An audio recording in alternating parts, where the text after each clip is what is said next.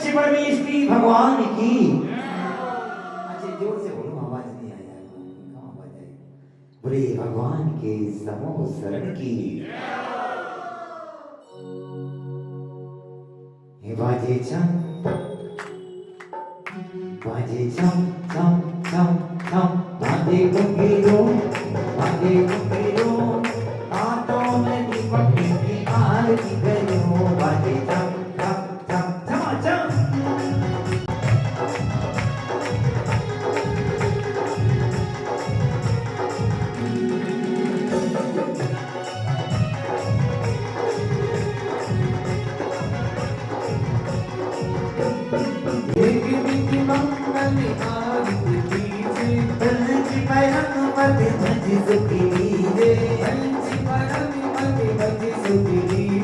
इसीलिए नाद मेरी आरती करो, कदम करो, हाथों में दीपक लेके आरती करो। बाजे चम चम चम चम चम।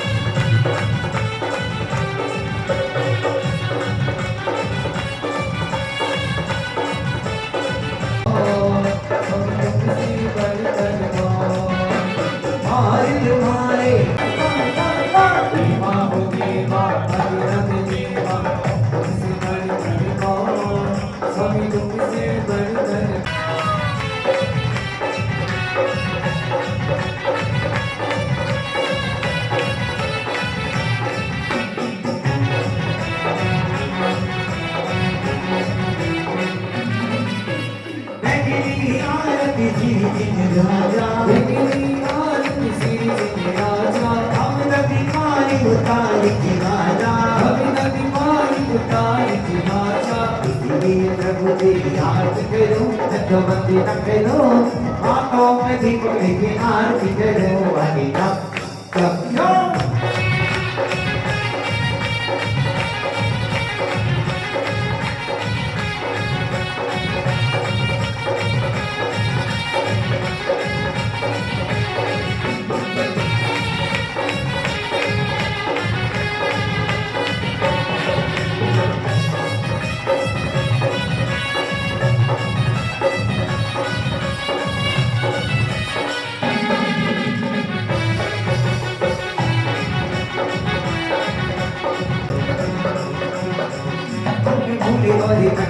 माया में अटके जरा हमको राज दिखाओ ना।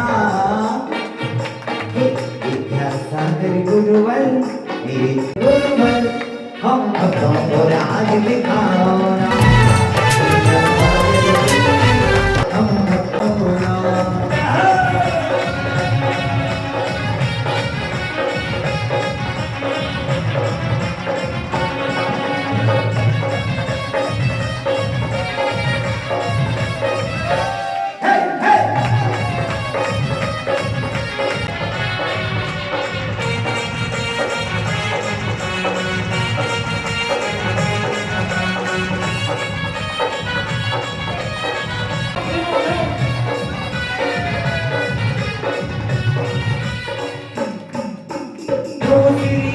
की सिद्धि के देवम तेरी इसलिए नाम तेरी आरती करूं मैं तो वक्त न करूं आंखों में दीपक की आरती करूं वाली जप जप जप जप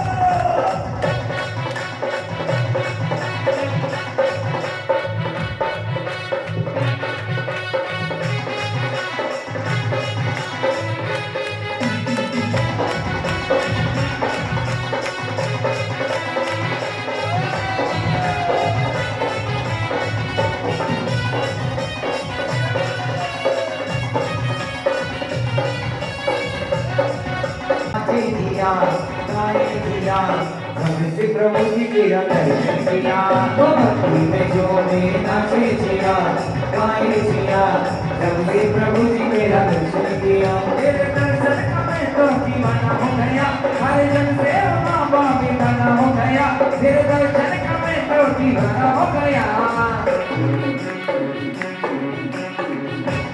जो में नाचे दिया गाए दिया जब प्रभु जी तेरा दर्शन किया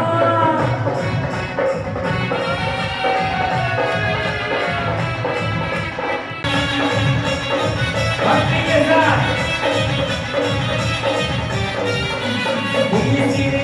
किशोरी मुनिंदा किशोरी मुनिंदा सेना मरग तो किशोरी पाद कमारी पांच मीनार की सात किनारी उमति विनाश शिव अधिकारी उमति विनाश शिव अधिकारी इसीलिए गुरु जी की आरती करो तो वंदे न करो हाथों में दीपक की आरती करो अरे दम दम दम दम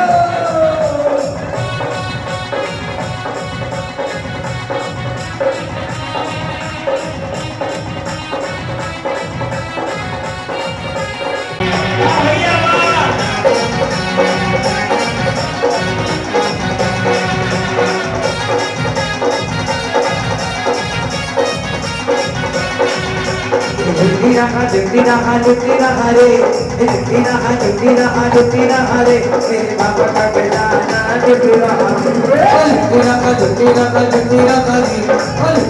जुटी रहा रे मेरे बाबा का गाना रे जुटी रहा रे मेरे बाबा का बेदाना जुटी रहा रे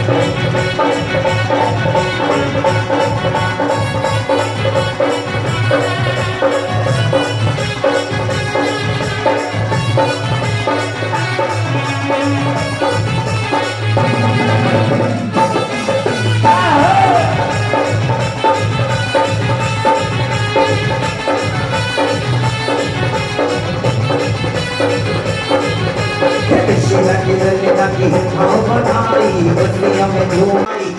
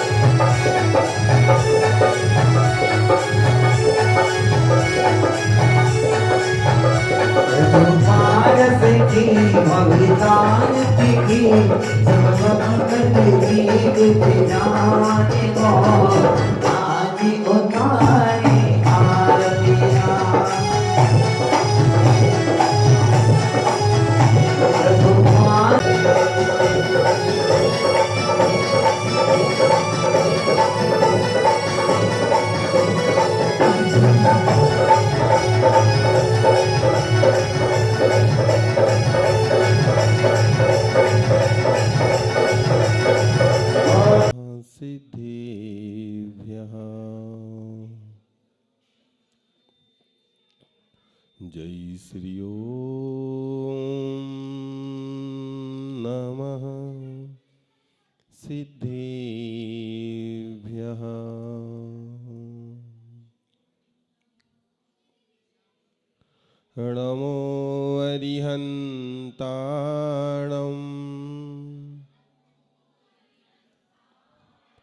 नमो सिद्धाणं नमो आयर्याणं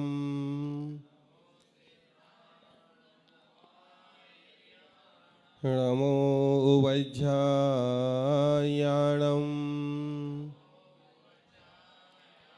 नमो लोये सव्यसाहुणम्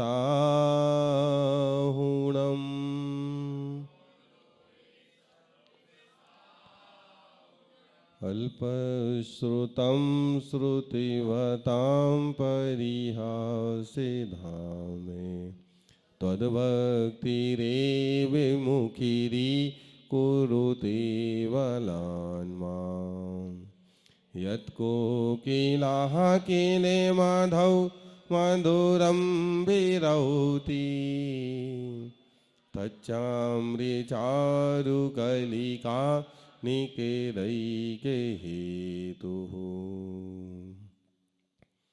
जय बोलो देवाई देविक का जरण श्री आदिनाथ भगवान की, समौ शरण महामंडल विधान की, आचार्य गुरुवर श्री विद्यासागर जी महाराज जी की, आचार्य गुरुवर श्री समय सागर जी महाराज जी की, जिनवाणी माता की।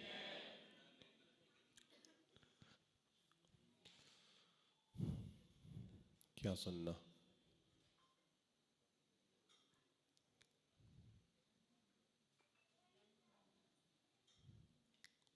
बोलो।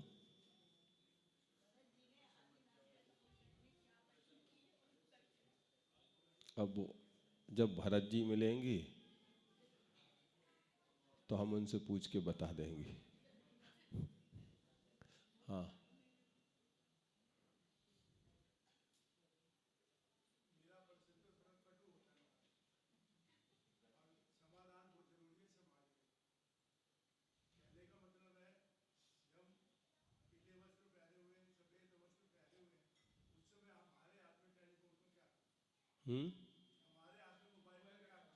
मोबाइल का। हाँ, और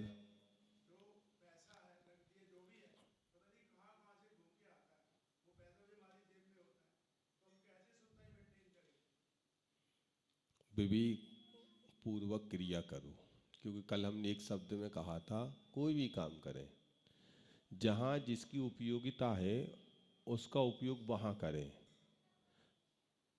और इतनी आपाधापी नहीं है हमारे जीवन में कि हम एक मिनट भी बिना मोबाइल के नहीं रह सकें। जब सीरियस हो जाओगे फिर क्या करोगे मोबाइल का? तो ये समझ लो कि जब तक पूजन विधान करो तो हम सीरियस हैं। और आदिनाथ भगवान की हॉस्पिटल में भक्ति की आईसीयू में भर्ती है। किसके? भक्ति की आईसीयू में भर्ती हैं। अब वहाँ पर जो डायरेक्शन दिए गए हैं, अब हमें मोबाइल का उपयोग नहीं करना, तब तो बहुत अच्छी बात है। क्योंकि मोबाइल को आप सब जगह ले जाते हो, पर धोते हो क्या? या तो उसको धो, तो फिर शुद्धि कहाँ से रहेगी? या तो मेरे जैसे बन जाओ कि मैं अपने गीले कपड़े से रोज मोबाइल को धोता हूं, पोंछता हूं, पूरा मोबाइल अंदर बाहर। अब हो जाए, या तो फिर पूजन के समय पे, अभिषेक के समय पर उसका प्रयोग मत करो। पहली बात तो इतने अधीनस्थ मत बनो कि हम उसके बिना ना रह सके। इतने गुलाम मत बनो। जब नहीं था तब भी जिंदगी चलती थी, और आज है तो भी जिंदगी चलेगी, और जब आगे नहीं होगा तो भी जिंदगी चलेगी। जिंदगी रुकने वाली नहीं है। और जब परिस्थितियां आ जाती हैं तो तब छोड़ते कि नहीं छोड़ते? बोलो, फिर रखते कि नहीं रखते? इतने गुलाम हो गए कि हम भोजन भी उसके बिना नहीं कर पाते। और यदि तुम्हारा ये राग नहीं छूटेगा, तुम कहां से भगवान की बताए हुए मार्ग पर उनकी जैसी सत्ता प्राप्त कर पाओगे। दुनिया में आज सबसे ज्यादा राग है तो एक मोबाइल और दूसरा पैसा। थोड़ा सा इन चीजों पे ध्यान दो। नोट वगैरह भी कहते हैं कि बहुत सारी जगह घूमता है, सब कुछ है, पर वो कागज है। क्या है वो? कागज है। तो एक बार कागज तो चल जाए, ठीक है ना, फिर भी कोशिश करो कि मंदिर में हमें उसकी जरूरत नहीं है पूजन के समय पर। उस समय छोड़ कर आओ, अच्छी बात है, बहुत अच्छी बात, अच्छी नहीं बहुत अच्छी बात है। समझ रहे कि नहीं? पर कुछ समझो इन चीज़ों में कि मोबाइल को उसकी वाइब्रेट करने आदि जो होती हैं वे भी नुकसानदायक होती हैं, और हम यहाँ पर रखते हैं, यहाँ वहाँ रखे रहते हैं। तो थोड़ा सा इन चीज़ों पे ध्यान दो, बाकी फिर एज यू लाइक।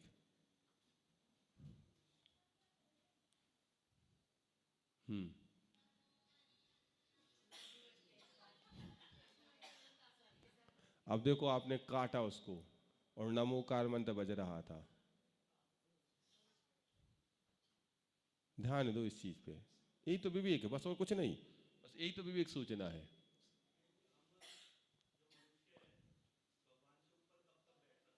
है? कब कब बैठ सकता है? कभी नहीं बैठ सकता भगवान से ऊपर। भगवान के बराबर तो बैठ सकता है। नहीं नहीं, प्रांगण चेंज है। हाँ वो हम समझ गए, आपका जो इंटेंशन है इस समोसरण लगा हुआ है, ठीक है ना, यहाँ पर इंटेंशन आपको बदलना पड़ेगा। ऐसे तो फिर हम यहाँ बैठे तो हम फिर यहाँ भी नहीं बैठ सकते। नहीं नहीं नहीं, ये भी भगवान के सामने ऊंचे स्थान पे नहीं बैठा जाता, पैर लटका के नहीं बैठा जाता। सब लटका के बैठते भगवान के सामने, पैर जी लटका देखो। अपेक्षा अलग है, क्योंकि यहाँ समूसरण की महिमा गाई जा रही है, ना कि हम भगवान से ऊपर बैठे हैं। समूसरण में जो स्थान बनाया गया है उस स्थान पर बैठे हैं, ना कि हम भगवान से ऊंचे बैठे हैं। क्या हम यहां उनसे बराबरी नहीं कर रहे? यहां पर ये डायरेक्शन नहीं चलेगा। अब जहां पर जो महिमा गाने हैं, क्योंकि हम यहां किसके लिए आए हैं बताओ, किसके लिए आए हैं? समूसरण की महिमा गाने के लिए, अपनी कर्म निर्जरा करने के लिए। अब महिमा मंडल बना, महिमा गाने का स्थान ही समूसरण में 8वीं भूमि बताई गई। कौन सी भूमि बताई गई? 8वीं भूमि। हम उस 8वीं भूमि में बैठे हैं। कहाँ बैठे हैं? उस 8वीं भूमि में बैठे, ना कि हम भगवान से ऊंचे बैठे। फिर तो ऐसे में तो ऊपर भी चल रहे, तो भगवान के ऊपर ही तो चल रहे हो। जरूर भगवान उस तरफ बैठे, हम इस तरफ चल रहे, पर छत तो एक ही है, तो फिर गलत हो जाएगा ना। समझ रहे ना? अब जैसे कभी कभी अपन होते जो हमारे गुरु होते हैं, जो पढ़ाने वाले भी हो, मान लो स्कूल के गुरु मान लो आप, तो और आप उनके साथ गाड़ी में बैठे, तो बराबरी से बैठे कि नहीं? तो बराबरी कहलाएगी वो। अपेक्षा देन रखना पड़ेगा। बहुमान में इधर से कमी नहीं है। स्थान में वो इसलिए आ रहा है क्योंकि उस समय महिमा किसकी गा रहे हैं, और स्थान में महिमा बताने का स्थान वो बताया गया कि यहाँ पर बैठ के गाना है, क्योंकि वो समूसण की स्थान है। हम यहाँ समूसण में क्रिया कर रहे हैं, ना कि इसलिए वो समूसण जो बनाया गया है, तो यहाँ पर देहली बनी है। इस ये प्रांगण की देहली अलग है, उस आदिनाथ भगवान के प्रांगण की देहली अलग है। और समूसण कहाँ बना है? उसके बाहर, गर्भगृह के बाहर, इसलिए दोष नहीं है। समझ गए ना? अपेक्षाकृत जोड़ना है। हाँ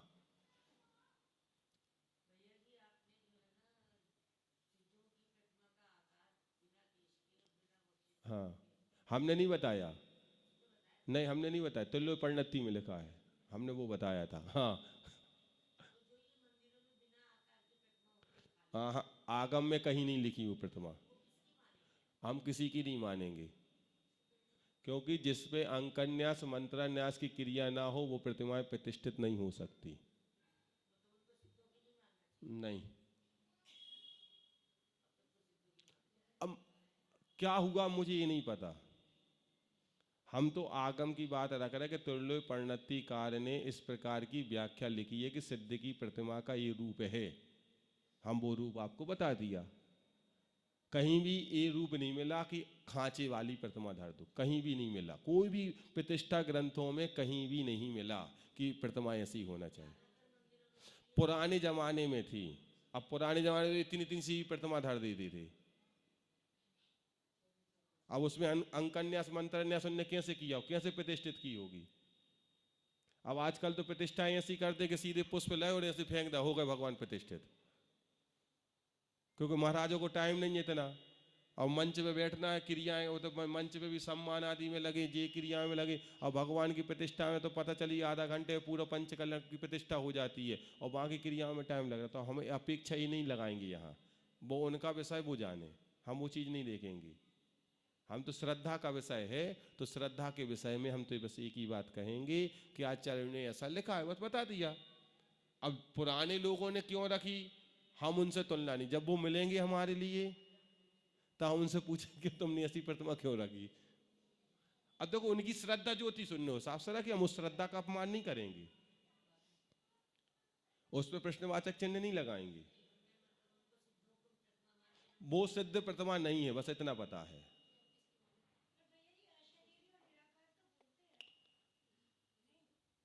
वो किसके लिए बोला अशरीरी निराकार? सिद्ध, सिद्ध कहाँ है? इतने बैठे क्यों बैठे, तो उनके लिए बोला, इनके लिए नहीं बोला है।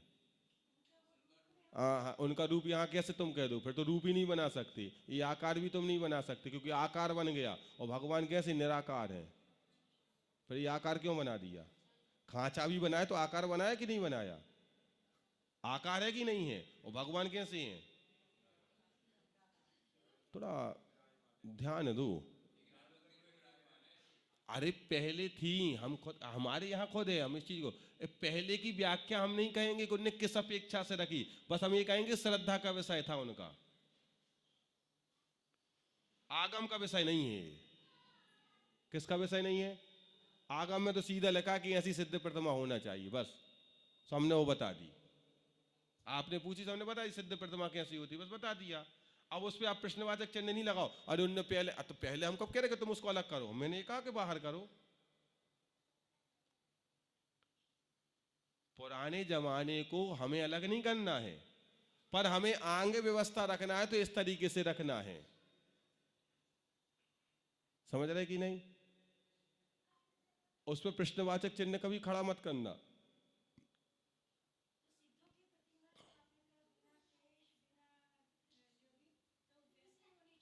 और क्या, अब क्या कह रहे हैं? जैसे सिद्ध का रूप दिया है वो तो उनसे पूछो प्रतिष्ठा ग्रंथों से। अब ये बताओ, ये अरहंत है क्या? तो फिर इनको क्यों पूछ रहे? तो विवेक लगा लो, हर जगह प्रश्न का उत्तर नहीं होता, श्रद्धा का विषय होता है। किसका विषय होता है? श्रद्धा का। अब यदि मान लो आज के वर्तमान युग में देखा जाए तो एक भी प्रतिमा का पंचकल्याण सही ढंग से नहीं हो रहा, तो फिर पूछोगे क्या? पर हम उसको अलग नहीं करेंगे, क्योंकि स्थापना रूप है, हम उसको भी मानेंगे, क्योंकि श्रद्धा का विषय है, सम्यक दर्शन का विषय है, प्रश्नवाचक चिन्ह करने का नहीं है। गारंटी क्या है कि आप अपने बेटे की मां हो? श्रद्धा का विषय है। जरूरी है कि अस्पताल में बदली ना गए हो? प्रश्न तो हम कहीं भी खड़ा कर लेंगे, पर विषय हमें ये समझना किसका है। किसका विषय है? श्रद्धा का विषय। ये हमारे अरहंत भगवान है, ये हमारे आचार्य भगवान है, ये हमारी मुनि है। अब तुम विवक्षा करो, करे मुनियों का ये स्वरूप दिया, तो फिर दिल्ली में तो हम एक ही महाराज को नहीं पूछ पाएंगे। और फिर उनकी तो छोड़ो, पहले तुम बता, तुम श्रावक हो कि नहीं? तो तुम प्रतिमाओं पे ऑब्जेक्शन खड़ा करने वाले कौन हो? बोलो, आप श्रावक हो क्या? बोलो, बताइए, आप श्राविका हो क्या?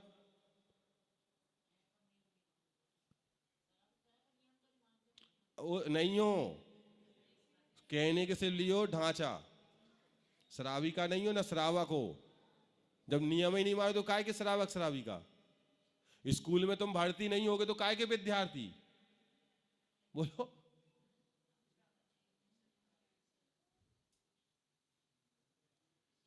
समझ गए ना? इसलिए ये अरहंत हैं, वो सिद्ध हैं, बस हमें इतना मतलब है।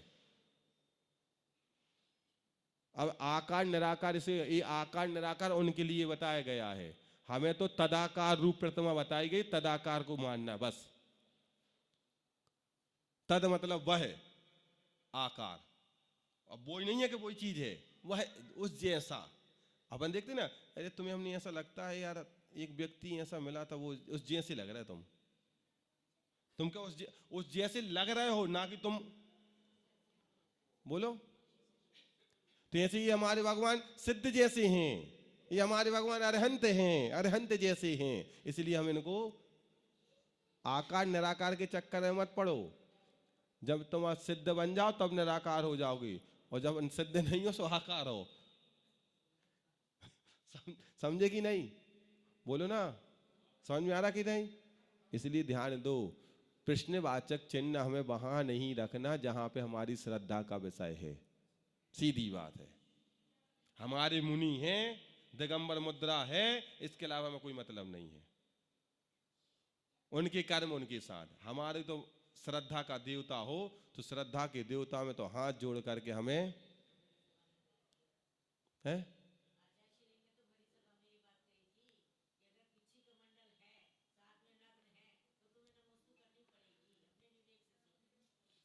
अरे राजा सैनिक की परीक्षा लेने आया, एक देव एक देवी, और एक ने बना लिया महाराज जी का रूप, एक ने बना लिया माता जी का रूप। अब महाराज जी मछली पकड़ रहे हैं, माता जी गर्भवती हैं। तो राजा सैनिक, तुम महाराज जी नहीं, तुम माता जी नहीं हो। राजा सैनिक तो जाकर सबसे पहले कहा, नमोस्तु महाराज जी, वंदामी माता जी। क्या कहा था? नमोस्तु महाराज जी, वंदामी माता जी। हे गुरुवर, आप यहां इस अवस्था में क्या कारण हो गया? चलिए हम आपकी वैयावृत्ति के लिए तैयार हैं। उसने ये नहीं देखा कि ये क्या कर रहे हैं। श्रद्धा के देवता पे ये नहीं देखा जाता कि वो क्या कर रहा है, श्रद्धा के देवता में तो ये देखा जाता है कि मैं इनके प्रति कितना समर्पित हूं। ये कहलाती निसंकित निकांचित अंग है। फिर बाद में निर्वित चिकित्सा करो उनकी, उपगूहन करो उनका।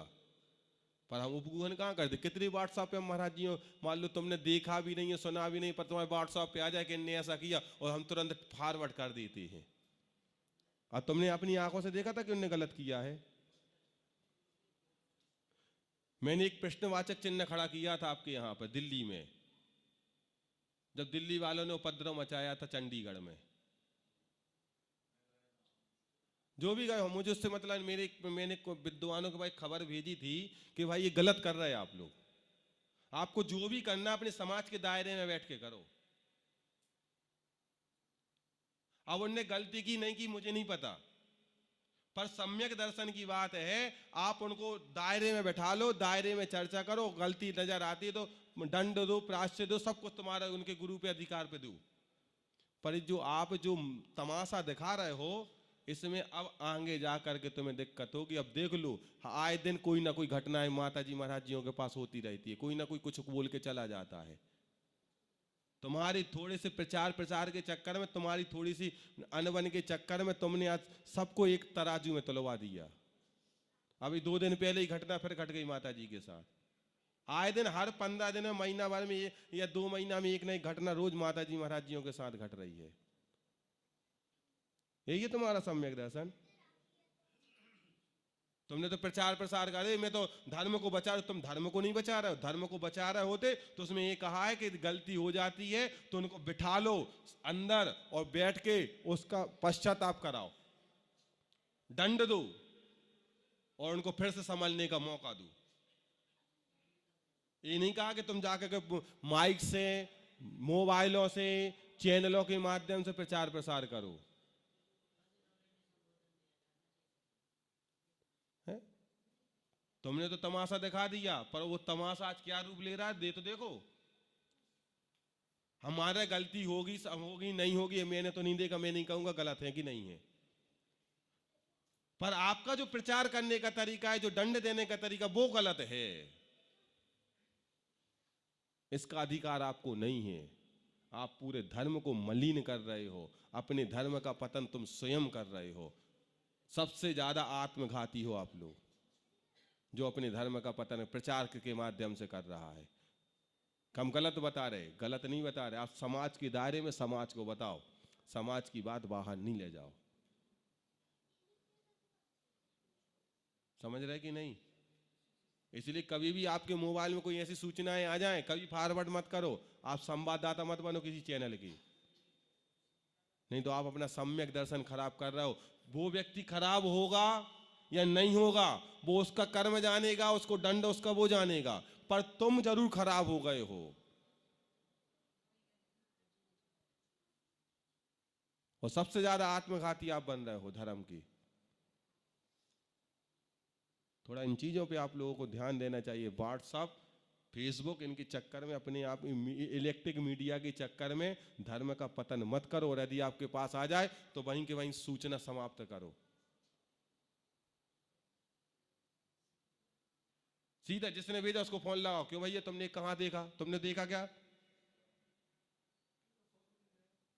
फॉरवर्ड क्यों कर, उसी को फोन लगाओ ना, क्यों भैया तुमने देखा क्या, फिर तुमने कैसे भेजा? अरे नहीं मैंने, मेरे पास, तो किसी ने लगा, उसको फोन लगाओ। अपने आप ये रास्ता बंद होना शुरू हो जाएंगी। एक ग्रुप के मैसेज तो मैंने बंद कराए हैं उल्टी। हमने तो फोन लगाया, तुमने कब देखा ये बताओ। नहीं नहीं मैंने नहीं, मैं तुम्हारी रिपोर्ट करूंगा, तुमने भेजी है, तुमने कैसे भेज दिया ये गलत चीज।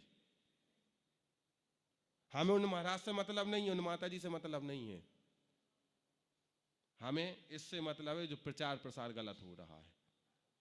क्योंकि ये गलती कर रहा है, पर जो 99 बैठे हैं उनको क्यों तुम ले डूब रहे हो?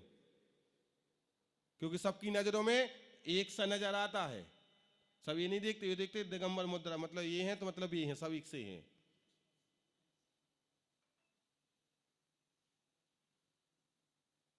तुम्हारे उतने से प्रचार ने जो व्यक्ति हमारे सामने नजर नहीं उठाते, वो लोग कहने लगे क्यों भैया तुम तो ऐसा बोलते थे, अब ये क्या है तुम्हारे यहां। मुझसे बोला जो मेरे सामने नजर नहीं उठाते थे।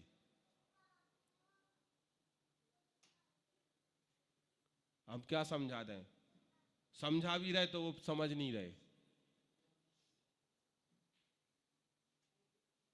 थोड़ा ध्यान दो इन चीजों पे। आप इतनी बड़ी सम्यक दृष्टि मत बनो कि धर्म का घात हो।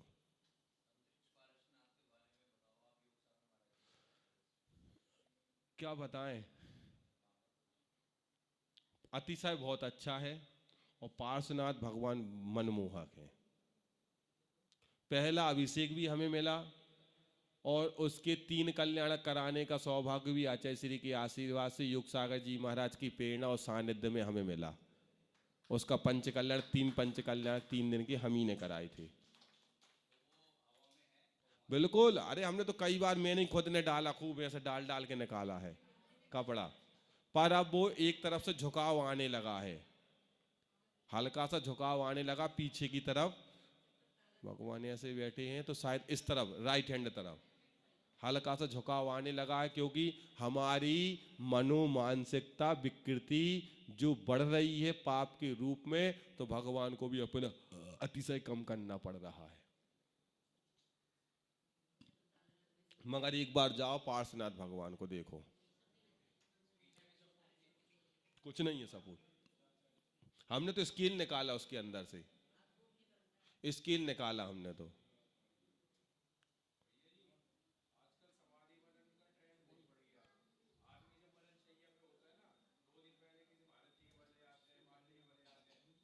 तो अच्छी बात है ना, तो क्या, नहीं नहीं ऐसा नहीं कह सकते। यदि माता जी महाराज जी के पास लेकर उन्होंने नियम वगैरह दे दिए तो हम उसको संज्ञा तो वो ही देंगे।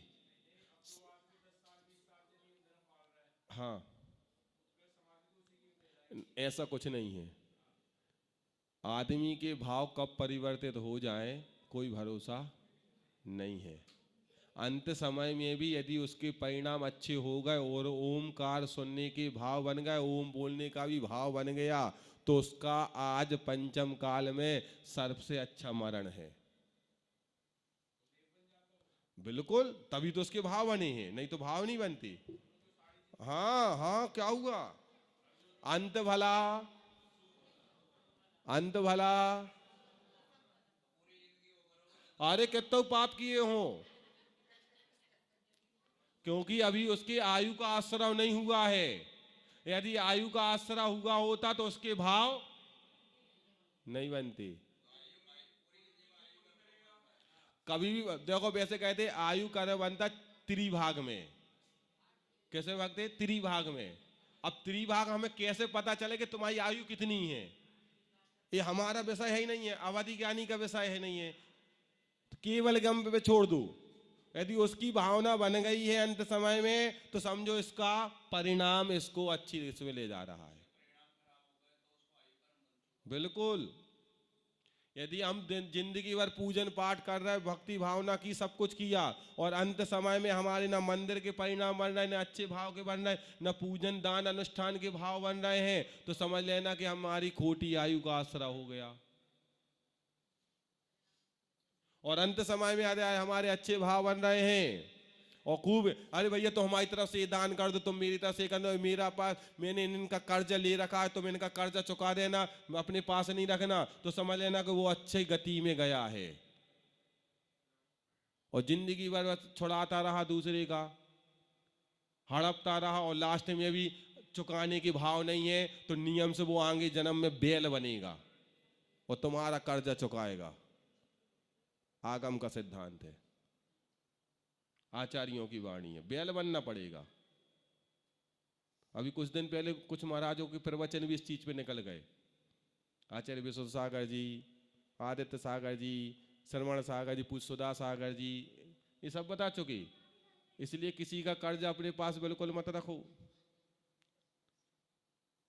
कि हमने ले लिया, देने के भाव ही नहीं बन रहे, बैल बन के चुकाओगे, चिंता मत करना, चुकाना तो पड़ेगा। जब तक बैंक बैलेंस बराबर नहीं करोगे तुम्हें मोक्ष नहीं मिलेगा 3 काल में। तुम उस भाव में भी मोक्ष जाने वाले क्यों ना हो, मान लो तुम इसी भाव में मोक्ष जाने वाले हो, और यदि तुम्हारा किसी का कर्जा बाकी रह गया, तुम्हें वो चुकाना पड़ेगा, तब जाकर के उस गति उस आगे बढ़ पाओगे, नहीं तो नहीं बढ़ पाओगे। बिल्कुल। हाँ तो आज पता, अरे जब कर्म में निकलते हैं फिर पता चलता है। अब जिनके ऊपर बीतती है उनसे पूछो को कैसा लगता है। अब तो हंस खेल, वो कहते ना, एक धर्म है जिसको बोलते 4 वाक मत। कौन सा मत? 4 वाक मत होता है। वो मत कहता है पुनर्जन्म नहीं होता, इसलिए खूब खाओ खूब पियो, ऋण लेके खाओ पियो। कैसे?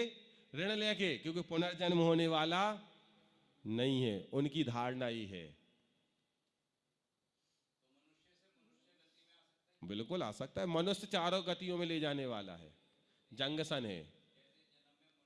हाँ बिल्कुल बन सकते हो, जितनी चाहे बार, 8 बार 10 बार, तुम्हारी जैसे परिणाम होंगे उतनी बार। हाँ आओ पहले दर्शन करेंगे। चलते चलते रास्ते में जिन मंदिर मिलता है, बैठ जाओ बच्चों। अपने दोनों बच्चों को बिठाती है, दर्शन करती है। दोनों बच्चे भी दर्शन करते हैं जिन मंदिर के, और कहने लगती है, बच्चों आज मैं तुम्हें शिक्षा दूंगी। हमें कभी झूठ नहीं बोलना चाहिए। दूसरी, हमें हमेशा असहाय व्यक्ति की सहायता करनी चाहिए। जब भी हमारे नगर में महाराज जी आए, हमेशा उनका आहार विहार में सहयोग देना चाहिए। कभी भी चोरी नहीं करनी चाहिए। समझ गए? चलो अब नमोकार मंत्र गाओ।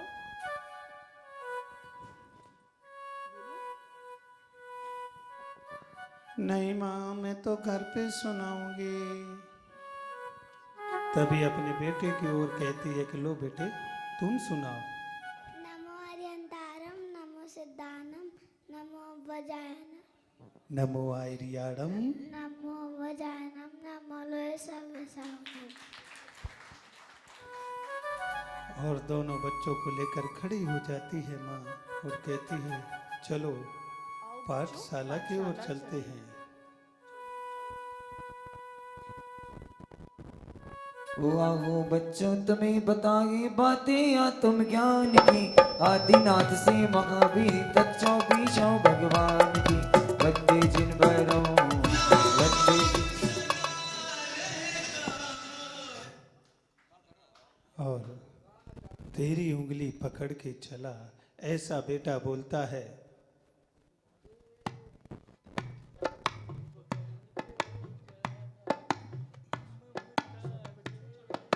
बीच वाला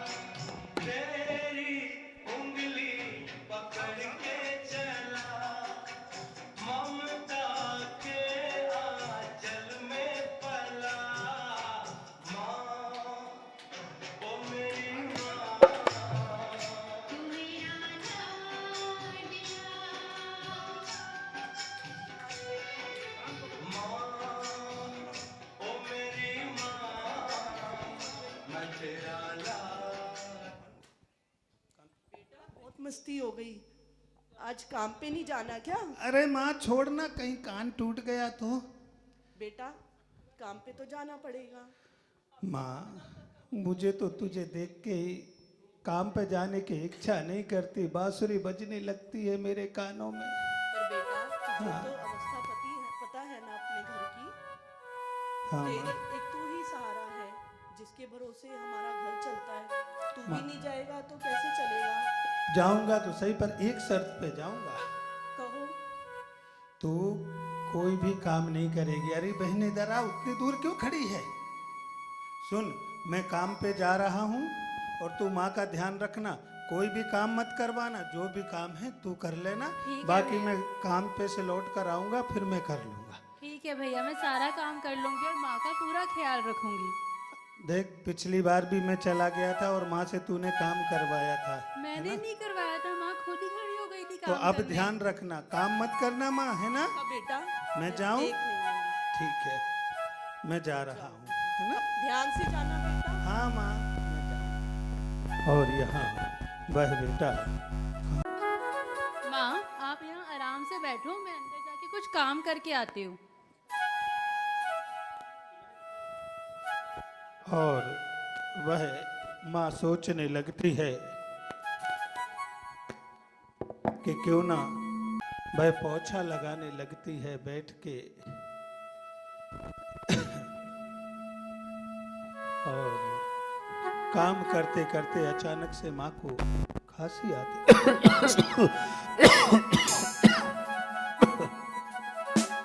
भैया माइक ले लो, बिना माइक के नहीं करो, माइक ले लो अपने अपने। और बेटी दौड़ती हुई आती है और कहने लगती है। अरे माँ क्या हुआ आपको? आप काम क्यों कर रही हो? मैंने आपको मना किया था ना। माँ सारा काम मैं कर लूंगी, आप बैठ जाओ। अरे मामा, नहीं बेटा, बस मैं कुछ नहीं हुआ मुझे। माँ ये क्या, ये तो खून निकल रहा है। नहीं माँ, ऐसे ही नहीं, 2 दिन पहले भी आपको ऐसे ही खून निकला था खांसी खाते। और माँ कहने लगती है कि बेटी कुछ नहीं हुआ। नहीं माँ, मैं अभी भैया को बुलाकर लाती हूँ। ठीक हो जाएगा। नहीं माँ, मुझे नहीं लगता ऐसे कुछ ठीक होगा, मैं भैया को बुलाकर लाती हूँ। भैया, और माँ बैठी भैया? रहती है। भैया कहाँ हो आप?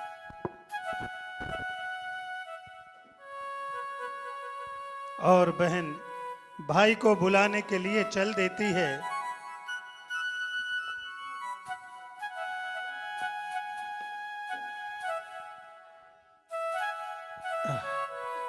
अच्छे से बिठा के भाई को बुलाने चल देती है बहन।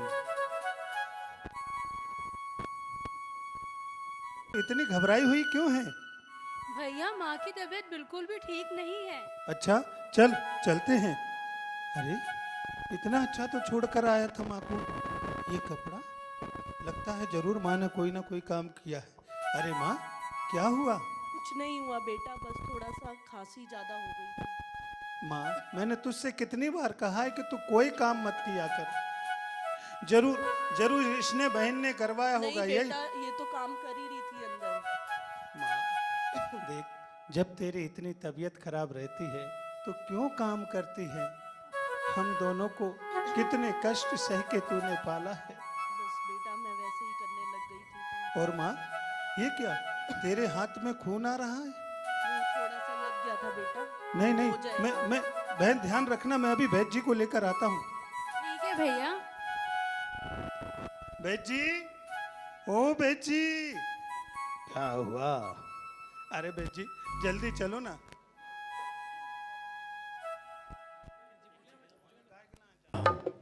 देखो वैद्य जी, ना जाने माँ को क्या हो गया। अरे बेटा देखता हूं, धैर्य रखिए। ओह, ये तो बहुत बड़ी बीमारी लगती है। वैद्य जी यहाँ आइए, कहीं कहीं माँ ने सुन लिया तो वो घबरा जाएगी। क्या बात है? बेटा आपकी माँ को छोटी मोटी बीमारी नहीं है। ये आप क्या कह रहे हैं वैद्य जी? हमेशा से आप इलाज करवाते आए हैं, अभी भी कुछ दवा दे दीजिए ताकि मेरी माँ ठीक हो जाए। अरे बेटा सुनो बेटा, हाँ, ध्यान बोलो। से सुनो। आपकी माँ को हृदय रोग की बीमारी नहीं, है। ये क्या कह रहे हो वैद्य जी? भैया गीत नहीं चल रहा, गीत नहीं चल रहा। ये क्या कह रहे हो? आपकी माँ को हृदय रोग की बीमारी है। ये छोटी मोटी बीमारी नहीं है। इसका इलाज बाहर जाना पड़ेगा, शहर में होगा।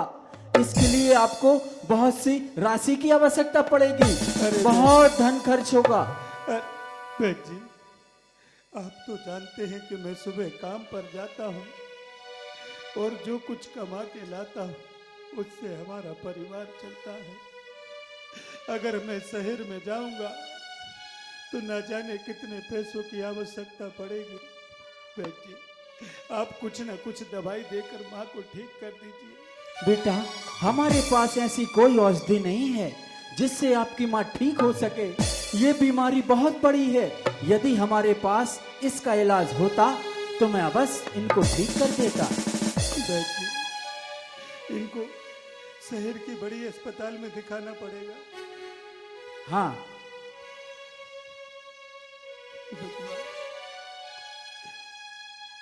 ये क्या कैसा वक्त आ गया, कहाँ से लाऊंगा इतना पैसा?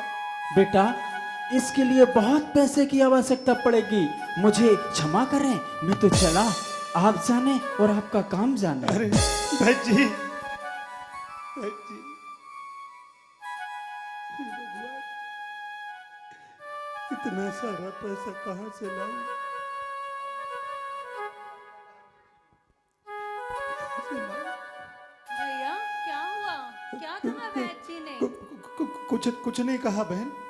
भैया कुछ तो आपके चेहरे पर लिखा है, कुछ तो कहा है वैद्य नहीं, जी ने। नहीं, माँ बहन। ठीक है ना, ठीक तो हो हाँ हाँ जाएगी। बहन अपनी माँ ठीक हो जाएगी, उसको कुछ नहीं हुआ। बैठ जी भैया आप सच सच बताओ क्या हुआ है माँ को? बैठ जी कह रहे थे कि माँ को हृदय रोग की बीमारी है। हृदय रोग? हाँ, और इसके लिए तो बहुत पैसा लगेगा बहना। पर तू चिंता मत कर। मैं पहले जिस सेठ के यहाँ काम करता था, मैं उस सेठ के पास जाऊंगा और कुछ ना कुछ पैसों का इंतजाम करके लाऊंगा। तू चिंता मत कर।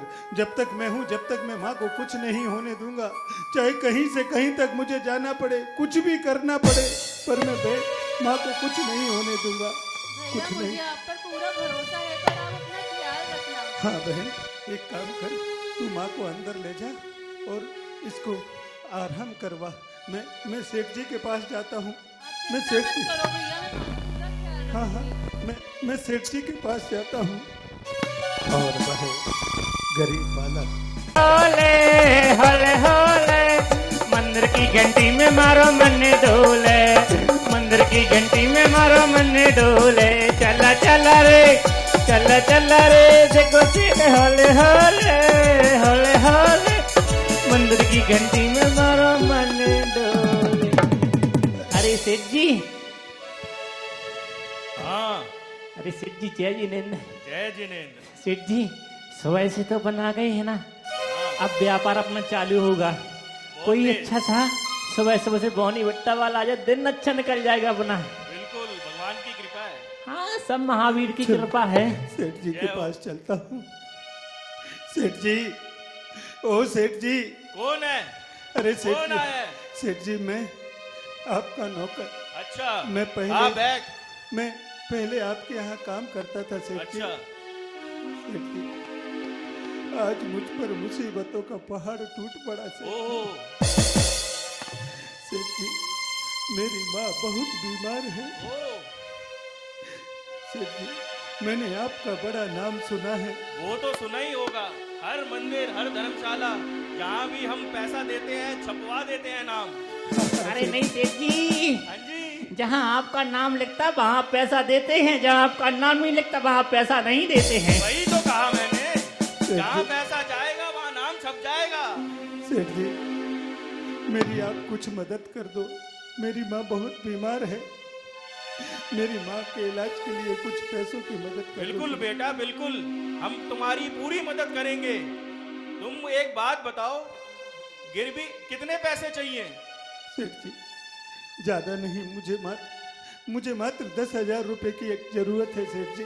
अच्छा एक बात बताओ, तुम्हारे पास गिरवी रखने के लिए कोई चीज है, जैसे जमीन जायदाद कोई टुकड़ा?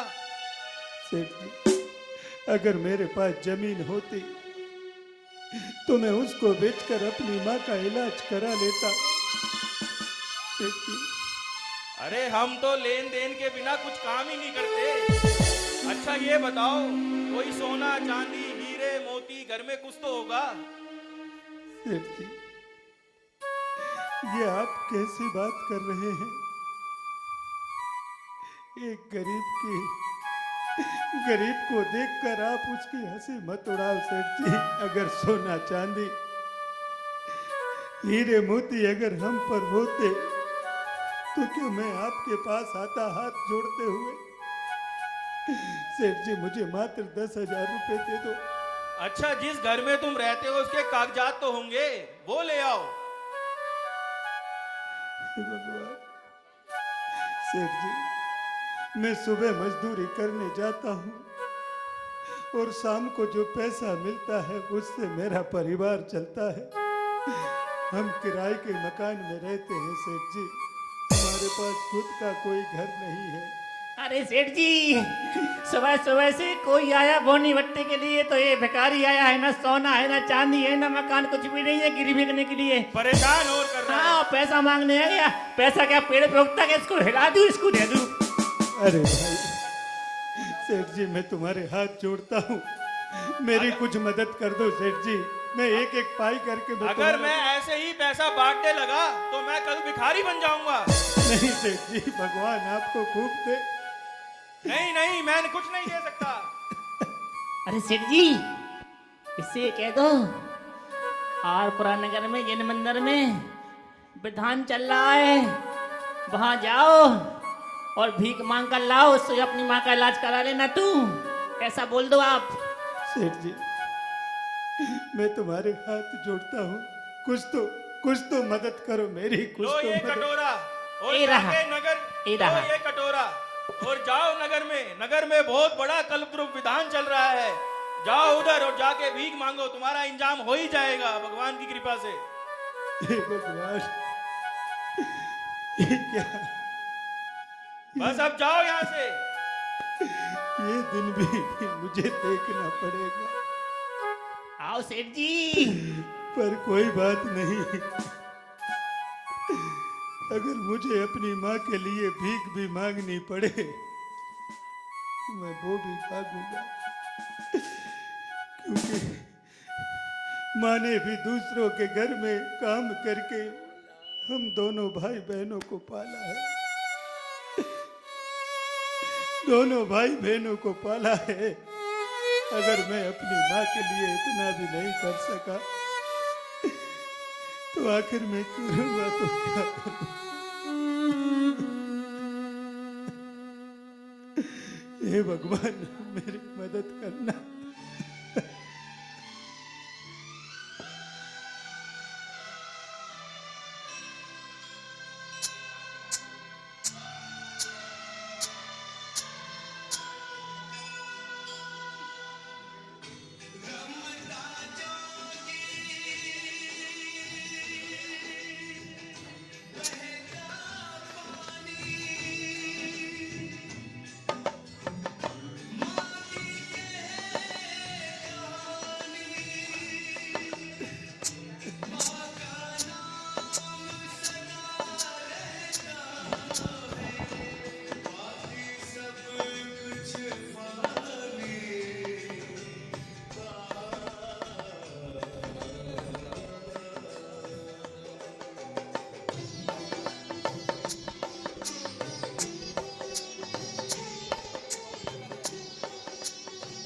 कोई तो मदद करो मेरी।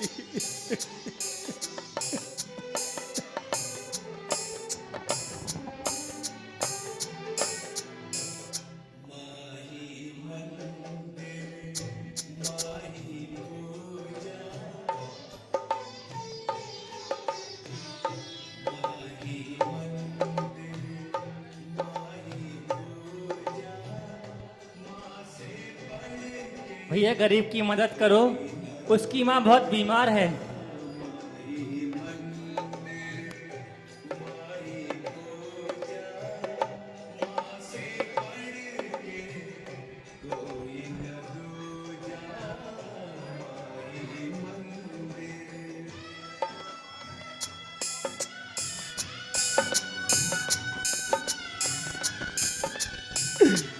हे भगवान,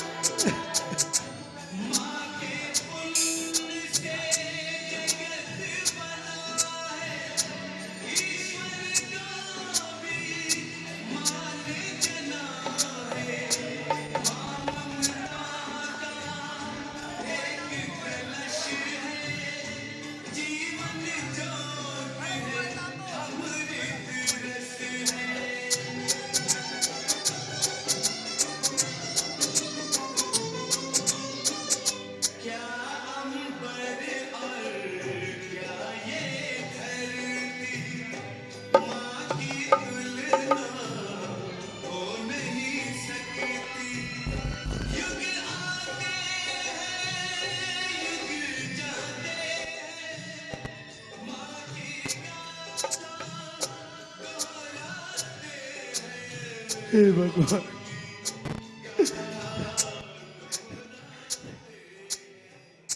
भले ही सेठ ने मेरी मदद नहीं की, परंतु पर उसने मुझे राह बताई कि आर्या नगर के लोग बड़े ही दयालु हैं। चलो चलो कुछ तो सहारा हुआ।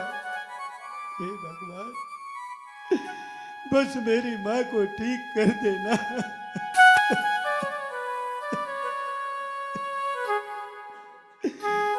हे भगवान।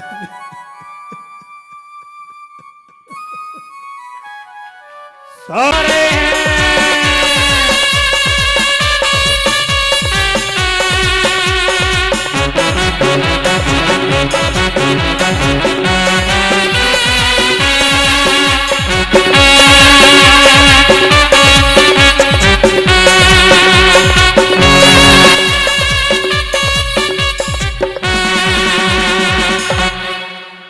मंत्री और संतरी, कहिए महाराज। आज तुम्हें पता है क्या पता?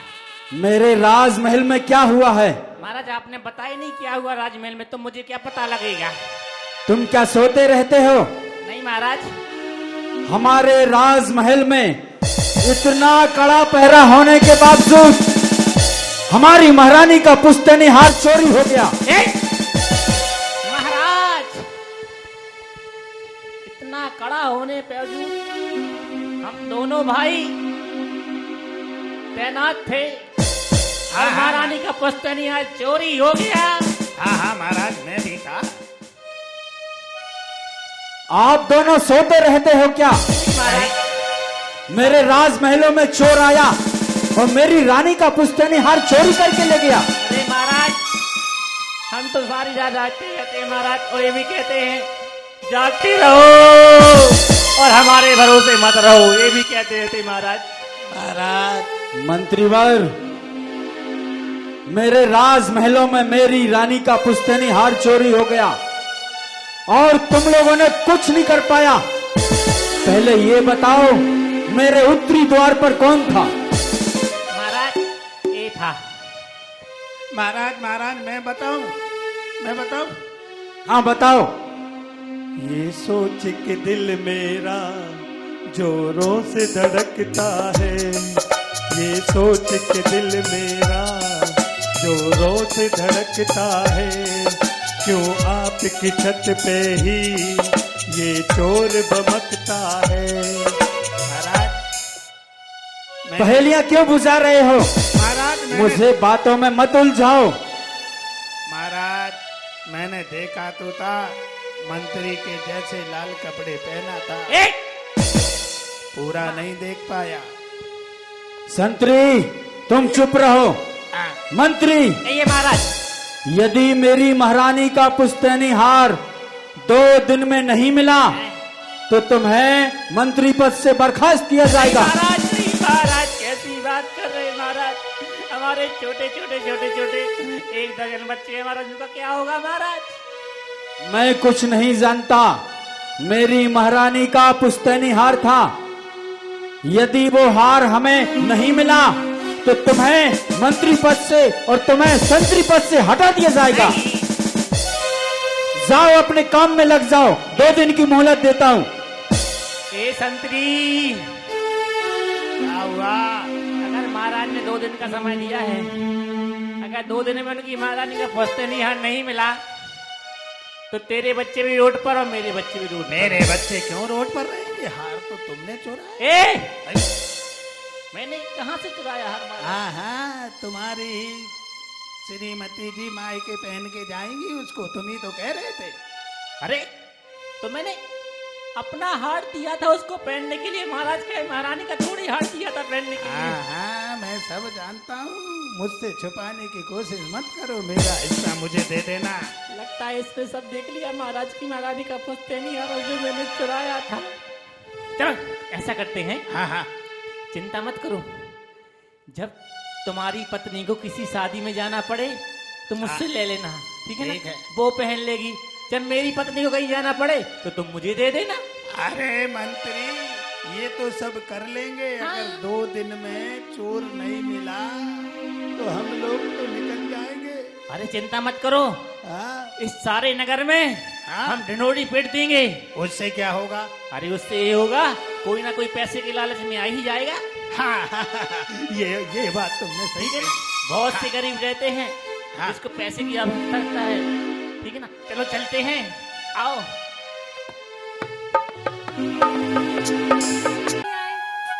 इतना समय बीत चुका है, पता नहीं भैया कहाँ होंगे, पता नहीं वो परेशान ना हो रहे हो, उन्हें काम मिला है या नहीं मिला, पता नहीं क्या होगा।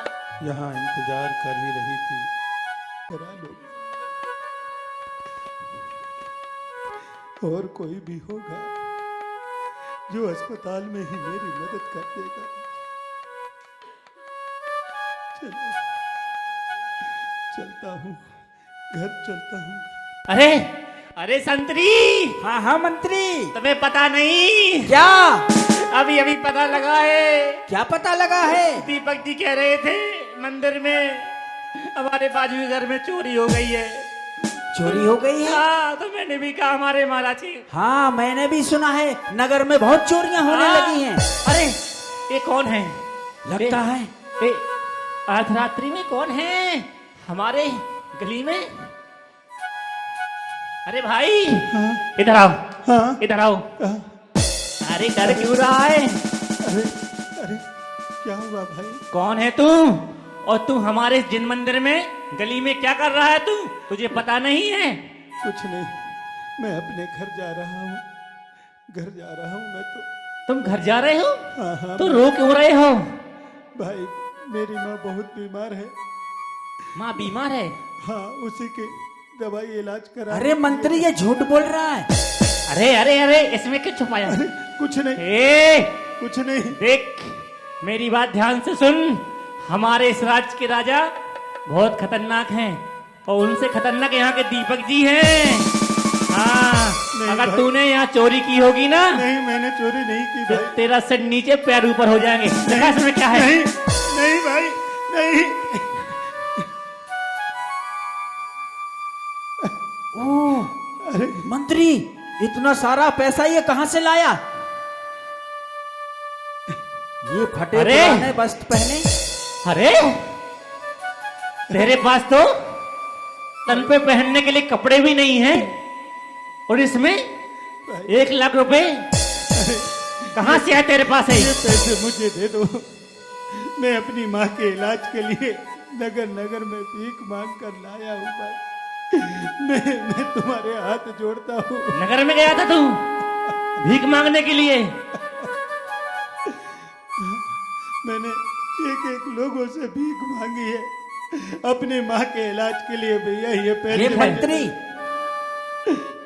ऐसा कर, तू मेरे साथ चल। नहीं, नहीं, नहीं, क्योंकि मुझे पता है बातों के भूत ऐसे नहीं मानते हैं। चल यहाँ से भाग जा। अरे भाई, भाग जा। मुझे पैसे दे दो। अरे मंत्री भगा दे इसको, भगा दे। अरे भाई, पैसा दे नहीं दो। दूंगा चला जा, पैसा। चला जा यहाँ से, चला जा, हट यहाँ से। आओ मंत्री आओ, राज की कार्रवाई में लगते हैं। हे भगवान, ये क्या हुआ? भीख मांग के भी मैंने कुछ पैसे इकट्ठे किए थे, वो भी राजा के सैनिक ले गए। अब कौन मेरी मदद करेगा? अरे भैया आ गए आप? हाँ बहन, पैसों का इंतजाम हो गया? बहन, सेठ के पास गया था तो उसने तो मेरी कोई भी मदद नहीं की। उसने कहा कि नगर में भीख मांगो। मैंने अपनी माँ के लिए भीख भी मांगी। पैसे लेके घर आ ही रहा था कि राजा के सैनिक आए और क्या हुआ भैया? सारे पैसे लेकर भाग गए। क्या?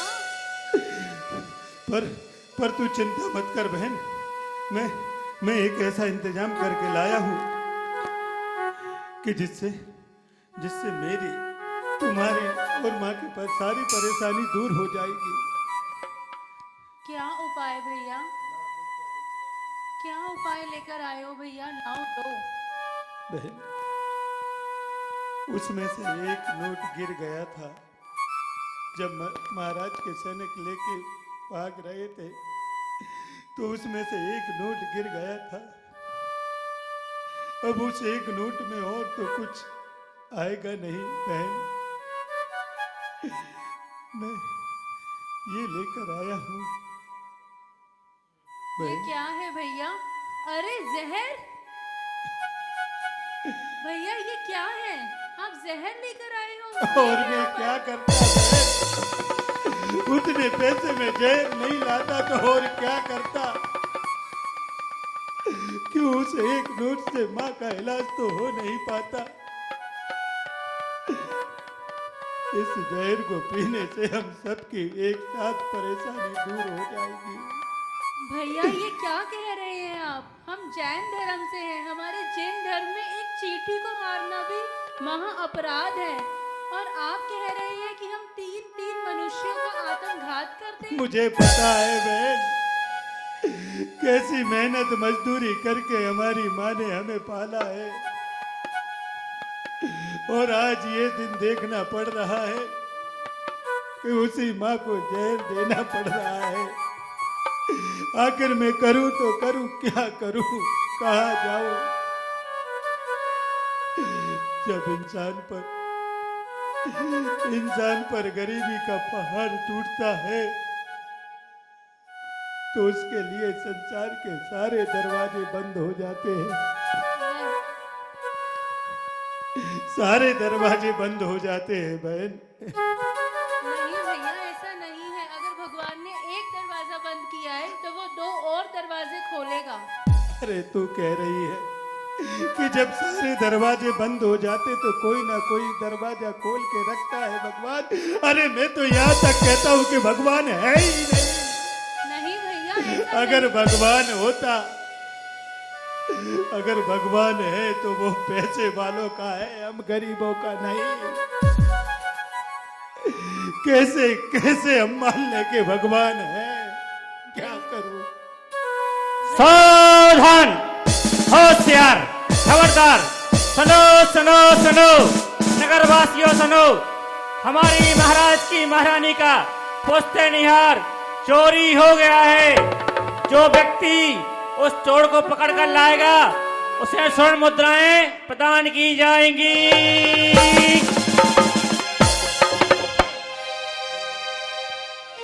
सुना भैया, आपने सुना? अरे बहन, मुझे तो माँ की चीखों के अलावा और कुछ सुनाई नहीं दे रहा। मैंने तो अभी तक कुछ नहीं सुना। सुनो सुनो सुनो, नगरवासियों सुनो। हमारे महाराज की महारानी का पुश्ते निहार राजमहल से चोरी हो गया है। जो व्यक्ति उस चोर को पकड़ कर लाएगा उसे स्वर्ण मुद्राएं प्रदान की जाएंगी। हाँ बहन, कुछ सुनाई तो मुझे भी दिया है कि राजा के सैनिक कह रहे थे कि उनकी महारानी का पुश्ते निहार चोरी हो गया। जो उस चोर को पकड़ के लाएगा या चोर का पता बताएगा उसको मुंह मांगा इनाम दिया जाएगा। बहन तू सच कहती थी कि जब भगवान सब रास्ते बंद कर देता एक रास्ता जरूर खोल के रखता है। मुझे विश्वास है कि भगवान है। तो बहन तू एक काम कर, इधर आ बहन, इधर आ। हाँ भैया बोलो। एक काम कर, तू मुझे राजा के दरबार में चोर बना के ले चल, ताकि वहां से जो इनाम मिलेगा, जो पुरस्कार मिलेगा, उससे तू माँ का इलाज करा लेगा। नहीं भैया आप क्या बोल रहे हो ये? हाँ बहन, बस एक ही रास्ता है कि जिससे हमारी माँ की जान बच जाएगी। भैया मैं आपका बलिदान करके माँ को स्वस्थ नहीं कर सकती हूँ। अरे और क्या करें, क्या हम अपनी माँ को मरते हुए देख ले? अरे धिक्कार है हमारे जीवन पर।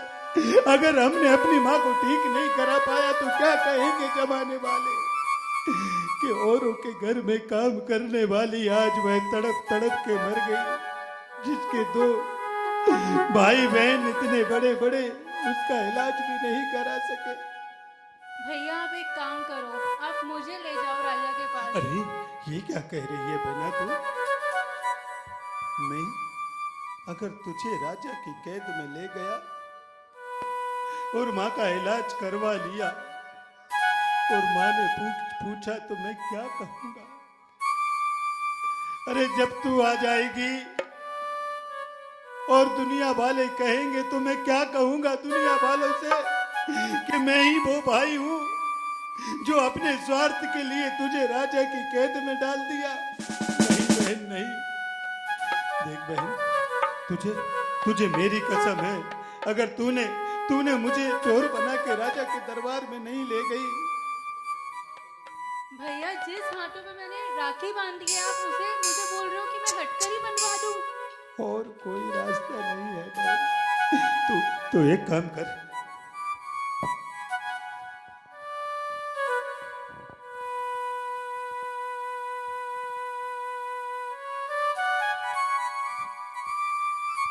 तू चल राजा के दरबार में चल और सुन, वहां जाकर तेरी आंख से आंसू नहीं निकलना चाहिए। अगर तेरी आंख में आंसू आ गया तो वो समझ जाएंगे कि जरूर इनकी कुछ ना कुछ चाल है। चल बहन, चल राजा के दरबार में चल बहन चल। भैया आपने कसम देके मुझे घोर संकट में डाल दिया है। कुछ नहीं बहन, तू चल। चलो भैया। और वह अपने भाई को राजा जी के दरबार में लेकर जाती है। तेरी हाँ अब तो लगता है 2 दिन व्यतीत हो गए हैं। कितने बज गए अभी? अरे अभी शाम बाकी है। 10 बजे पूरा कोई ना कोई लालच में जरूर आ जाएगा मंत्री, अरे चिंता कोई मत नहीं कर। आएगा, कोई नहीं आएगा। 2 दिन हो गए पूरे व्यतीत। अगर किसी को आना होता तो अभी तक आ जाता। ना जाने अब क्या करें। अरे कोई ना कोई आता ही होगा। धैर्य रख मंत्री, धैर्य रख। कोई ना कोई लालच में आ ही जाएगा। महाराज ने स्वर्ण मुद्राओं का इनाम रखा है जो। अरे इनाम तो रखा है। ये लोग भी देखो आंखें बंद होने लगे इंतजार में। लोग कब आएगा चोर? अरे कोई ना कोई आता ही होगा। हाँ आता ही होगा। अरे नहीं आएगा संतरी। अरे मंत्री तू चिंता मत कर, अभी शाम होने को वक्त है। हाँ कोई ना कोई लालच में आ ही जाएगा। सच कह रहे हो तुम संतरी, आता ही होगा। मेरी भी आँख पलक रही है, कोई आने वाला है। और साउंड वाले भैया आवाज बढ़ा देते साउंड की। महाराज की जय हो, महाराज की जय हो। अरे कोई नहीं आएगा। अरे मंत्री उधर देख। महाराज की जय हो, महाराज की जय हो। ए लड़की इधर आओ। क्या महाराज महाराज लगा रखा है? तुम्हें पता नहीं है हमारे महाराज का दरबार सुबह लगता है, तुम रात में ही चली आई। चलो हटो यहाँ से। अरे मैं चोर को पकड़ के लाई हूँ। क्या क्या? मंत्री कोई ना कोई लालच में आ गया। क्या कहा? मैं चोर को पकड़ के लाई हूँ। चोर को पकड़ कर लाई? हाँ आप हाँ पक्का? अरे वाह, देखो हमने कहा था हम महाभारत के सकनी मामा हैं। पासा में के और चोर नहीं मिले तो मंत्री पर क्या है? हाँ मंत्री। मैंने पासा में का, चोर हमारे समक्ष खड़ा। अच्छा ये रहा वो चोर, इधर आओ। अरे मंत्री बन, इसको इसका इनाम तो दे दो। अरे भाई ये तुझे पकड़ कर लाई है, लेकिन तू क्यों कह रहा है इसको पुरस्कार दे दूं? भाई मंत्री बन, दाद है इस लड़की की जो मुझ जैसे पहाड़ से आदमी को पकड़ के तुम्हारे पास लाई है, तो उसको उसका इनाम तो बनना चाहिए। हाँ इधर आ संतरी, इसको पकड़, इसको इनाम देंगे।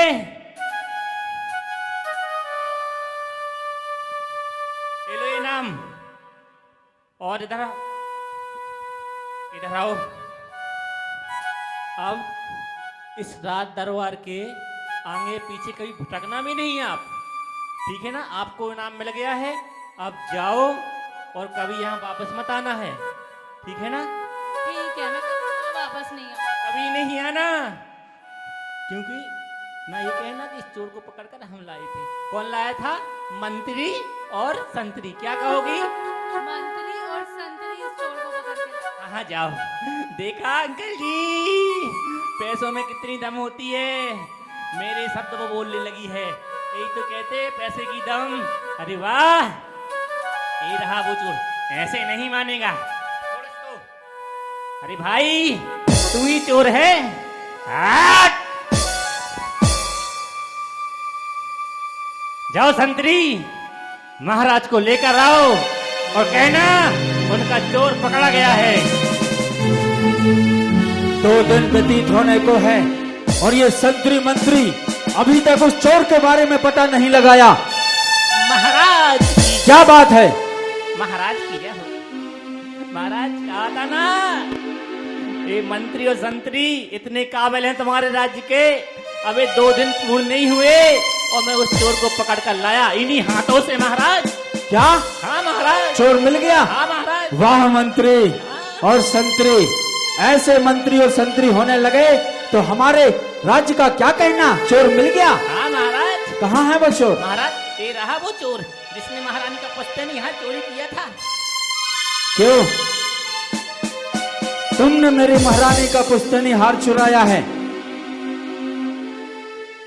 बोलते क्यों नहीं हो? महाराज, ऐसे नहीं मानेगा, इसमें 2-3 कोड़े लगाओ तब बोलेगा। बताओ, मेरी महारानी का पुस्तैनी हार तुमने चुराया है? ये ऐसे मुंह नहीं खोलेगा। मंत्री, हाँ। इस पर कोड़े बरसाए जाएं। ठीक है, लाओ कोड़े लाओ। महाराज, आप चिंता मत करिए महाराज, क्योंकि कहा है लातों के भूत बातों से नहीं मानते हैं, इस पे कोड़ा ही बरसाने पड़ेंगे। बता, देख इधर आ, देख मेरी बात सुन, अभी बता दे, तेरे पास समय है। जब ये मंत्री किसी में मार मारता है ना, तो मुर्दे भी मुझसे बात करने लगते हैं। बताता है नहीं? नहीं बताएगा। बता, बता, बता, बता। नहीं बताएगा? बता, बता। बताता हूँ महाराज, बताता हूँ महाराज, बताता हूँ महाराज, बताता हूँ महाराज। मैंने वो आपका हार इस नगर की सीमा के बाहर जो बरगद का पेड़ है उसके नीचे दबा के रखा है महाराज। देखा महाराज, आखिर हार मिल ही गया। जाओ मंत्री, और जैसा जैसा इसने कहा है वहां पे खुदाई की जाए और उस हार को लाया जाए। आओ संतरी, अभी जाते हैं। क्या हुआ मंत्री और संतरी? महाराज, हार मिला? इसने कहा था ना उस बरगद के पेड़ के नीचे छिपाया है। महाराज जहाँ गए थे 3 सैनिक लेकर महाराज खोदते गए, खोदते गए, खोदते गए, खोदते गए। हार मिला के नहीं? परंतु हार नहीं मिला महाराज, लेकिन एक चीज मिली महाराज वहां से। क्या? महाराज सफेद चूहे निकले 8-10 ऐसे नीचे से, और जो पेड़ था वो पेड़ हमारे सैनिक पर गिरा तो 3 सैनिक मारे गए महाराज, हार नहीं मिला। मंत्री, ये झूठ बोल रहा है। हाँ महाराज। जरूर इसने हार कहीं छुपा कर रखा है। हाँ। ये ऐसे मुंह नहीं खोलेगा। मैं ही पूछता हूँ, बता ना, मेरी महारानी का पुस्तैनी हार कहाँ छुपा कर रखा है? इस पर कोड़े बरसाए जाएं। ऐसे नहीं मानेगा। बता, बता, बता, मेरी महारानी का पुस्तैनी हार कहाँ छुपा के रखा है? नहीं बताता? बता, बता, बता। मंत्री, महाराज, इसको खौलते हुए पानी में डाला जाए। जब इसका बदन पानी से जलेगा तब ये मुंह खोलेगा। जाओ अति शीघ्र खोलता हुआ पानी लाया जाए। इसका सिर दबाएंगे इसमें अभी। मंत्री इसका इस पानी में सर डुबाया जाए। महाराज इधर आ। बताता है नहीं।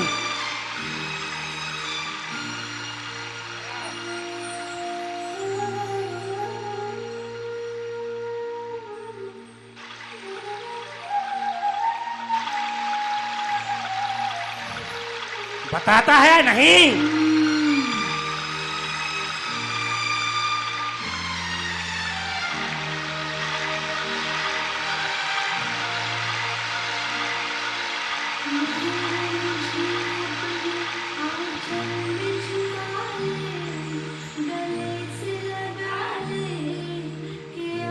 बता।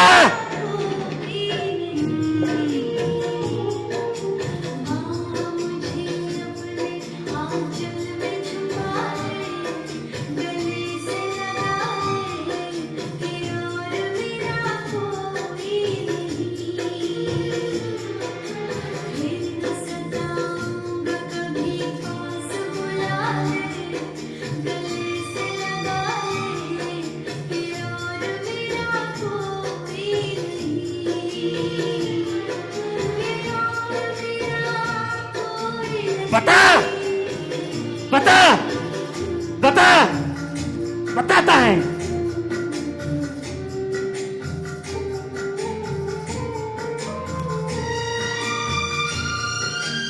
बता।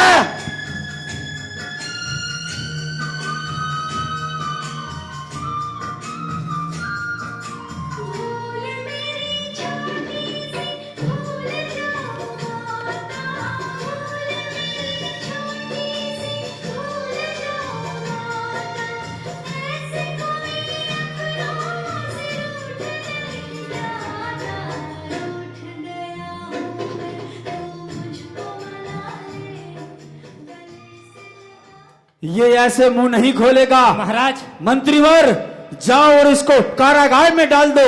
आज से इसका खाना पीना बंद। ठीक है चल। और थोड़ी देर और रुकिएगा। नाटक